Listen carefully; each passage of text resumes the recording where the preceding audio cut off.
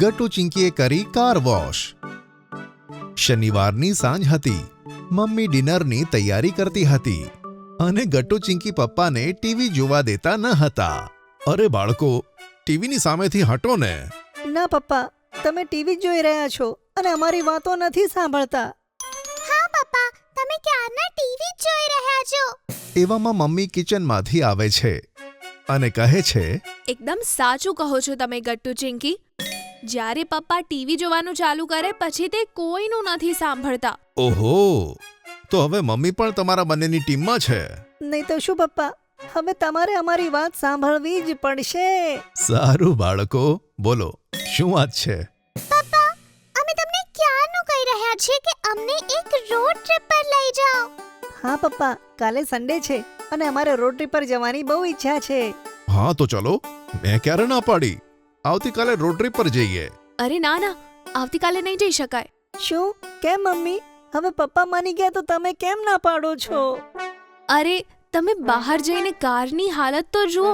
પપ્પાએ તેને ક્યારની વોશ નથી કરેલી.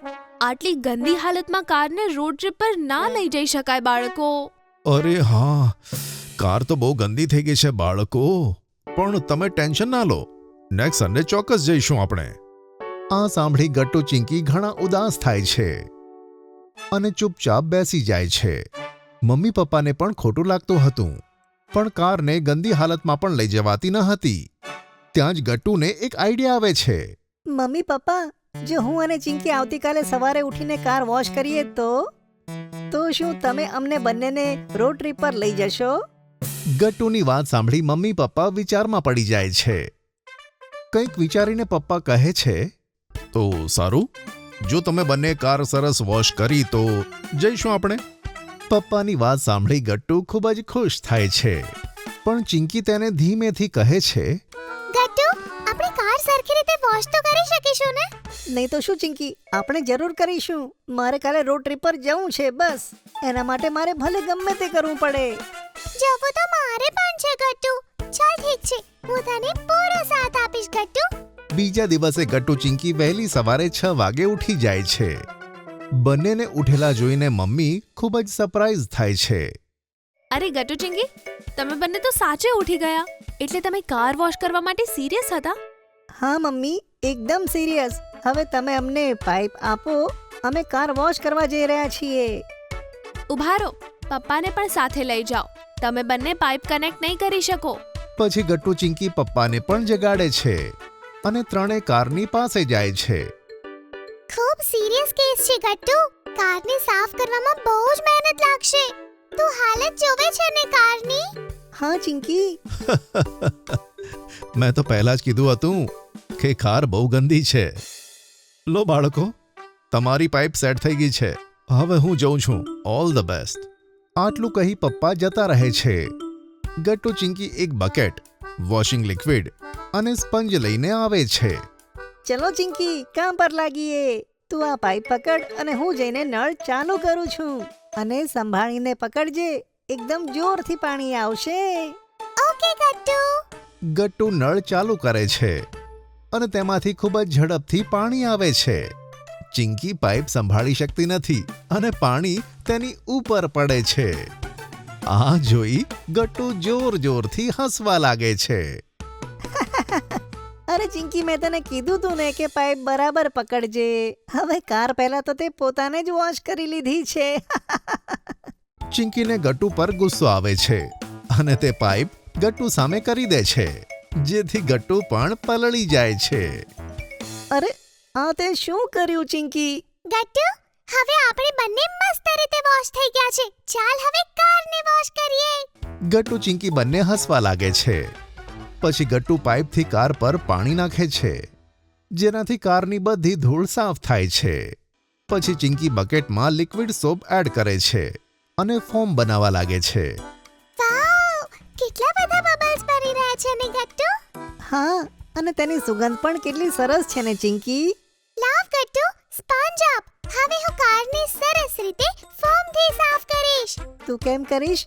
આ કામ તો હું કરીશ. અચ્છા, જે કામમાં તને મજા આવશે તે તું એકલો કરીશ. કેમ, હું પણ કરીશ. આ વાત પર ગટ્ટુ ચિંકી વચ્ચે ઝઘડો થાય છે. કે સ્પંજથી કાર કોણ સાફ કરશે. બંનેની લડાઈનો અવાજ સાંભળીને મમ્મી બહાર આવે છે અને તેમને વઢવા લાગે છે. આ શું ગટ્ટુ ચિંકી, તમે એકબીજા જોડે લડી રહ્યા છો અને કપડાં આટલા બધા કેવી રીતે પલળી ગયા? મમ્મી અમે પાઇપથી રમવા લાગ્યા હતા. અને હમણાં અમે એટલે લડતા હતા કારણ કે ગટ્ટુ મને સ્પોન્જ નતો આપતો. ઓહો, તમારા બંનેને આવું જ કરવું હોય તો પછી ચાલો ઘરની અંદર ચાલો. હવે કોઈ કાર વોશ નહીં થાય અને કોઈ રોડ ટ્રીપ નહીં થાય, સમજ્યા? મમ્મીના વઢવાથી બંને ડરી જાય છે. ના મમ્મી, અમે ઝઘડો બિલકુલ નહીં કરીએ. ચિંકી, આ લે સ્પંજ, તું જેને સાફ કરી લે. ત્યાં સુધી હું ટાયર ઉપર પાણી નાખું છું. હા ગટ્ટુ, ઠીક છે. મમ્મી તમે જાઓ, અમે હવે નહીં ઝઘડીએ. મમ્મીના વઢ્યા પછી ગટ્ટુ અને ચિંકી ગાડીની સરસ સફાઈ કરે છે.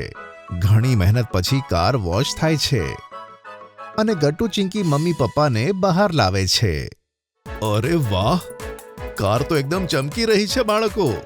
હા, તમે બંને તો કમાલ કરી દીધી Gattu Chinki. Thank you mummy papa. તો હવે તો આપણે રોડ ટ્રીપ પર જઈશું ને મમ્મી પપ્પા? હા બિલકુલ બાળકો. ચલો જલ્દીથી નાહીને તૈયાર થઈ જાઓ, પછી આપણે રોડ ટ્રીપ પર નીકળીએ. ગટ્ટુ ચિંકી ફટાફટ રેડી થાય છે અને કારમાં જઈને બેસી જાય છે. જુઓ ને, આ બંને તો સરખી રીતે બ્રેકફાસ્ટ પણ નથી કર્યો. અરે મમ્મી, આપણે રોડ ટ્રીપ પર તો જઈ રહ્યા છે ને, રસ્તામાં ક્યાંક ખાવાનું ખાઈ લઈશું. એની તો મજા જ જુદી હોય છે. સમજ્યા મમ્મી? હા, બાળકો તો બહુ સ્માર્ટ છે. પછી ગટ્ટુ ચિંકી મમ્મી પપ્પા નીકળી જાય છે પોતાની રોડ ટ્રીપ પર. પછી પપ્પા મ્યુઝિક ઓન કરે છે અને ગટ્ટુ ચિંકી આસપાસની કુદરતનો આનંદ માણે છે. ત્યાં જ હાઈવે પર પપ્પાને એક ઢાબા દેખાય છે. ત્યાં પપ્પા ગાડી રોકી દે છે. બાળકો આવો, આજે આપણે બેસીને ચા ભજીયાની મજા માણીએ. આજે મોસમ પણ કેટલો સરસ છે. યે, ચા ભજીયા. પછી ચારે જણા ઢાબા પર બેસે છે અને ચા પીતા પીતા ભજીયા ખાય છે. હવે આના પછી આપણે ક્યાં જઈશું? મેં સાંભળ્યું છે કે અહીંયા થોડાક આગળ જતા હાઈવે પર એક સરસ રેસ્ટોરન્ટ છે. આપણે ત્યાં જવું જોઈએ. ત્યાં પહોંચતા પહોંચતા લગભગ બપોર પડી જશે. આપણે ત્યાં જ લંચ કરીશું. હા, આ તો સારો આઈડિયા છે પપ્પા. ઠીક છે, તો ત્યાં જ જઈએ. પછી પપ્પા બધાને કારમાં તે રેસ્ટોરન્ટ લઈ જાય છે. ગટ્ટુ ચિંકી જુએ છે કે રેસ્ટોરન્ટમાં બહાર એક ગાર્ડન પણ હતો જ્યાં ઘણા બધા હિંચકા હતા. ગટ્ટુ ચિંકી દોડીને તે હિંચકા પર બેસી જાય છે. યે, આ રેસ્ટોરન્ટ કેટલો સરસ છે ચિંકી. હા ગટ્ટુ. બાળકો ચલો પહેલા લંચ કરી લઈએ, પછી આરામથી હિંચકા ખાજો. ઓકે પપ્પા. પછી ચારે જણા તે રેસ્ટોરન્ટમાં સરસ લંચ કરે છે અને પછી બંને બાળકો બહાર હિંચકા પણ ખાય છે. ત્યાર પછી બધા પાછા ઘરે આવવા નીકળી પડે છે. પપ્પાએ ફરીથી મ્યુઝિક વગાડ્યું. પાછા ફરતી વખતે ગટ્ટુ ચિંકી સનસેટ જોતા હતા. પપ્પા, આ સનસેટ કેટલું સરસ લાગે છે. આજનો દિવસ તો મસ્ત હતો. સાચું કહ્યું ગટ્ટુ, અને આ દિવસ તો હંમેશા માટે યાદગાર રહેશે. હા બાળકો, ખરેખર આ રોડ ટ્રીપનો આઈડિયા સરસ હતો. હા, અરે પણ જુઓ ને, આ એક દિવસમાં કાર કેટલી ગંદી થઈ ગઈ. કદાચ ધૂળ માટીના લીધે. કઈ વાંધો નહીં પપ્પા, અમે ફરી કાર વોશ કરી લઈશું. શું સાચે બાળકો? હા મમ્મી, કારણ કે અમને કાર વોશ કરવામાં બહુ મજા આવી. આ વાત પર બધા હસવા લાગે છે અને પાછા પોતાના ઘરે નીકળી પડે છે. જો તમને અમારી વાર્તા ગમી હોય તો પુન ટુન કિડ્સને લાઈક, શેર અને સબસ્ક્રાઇબ કરજો.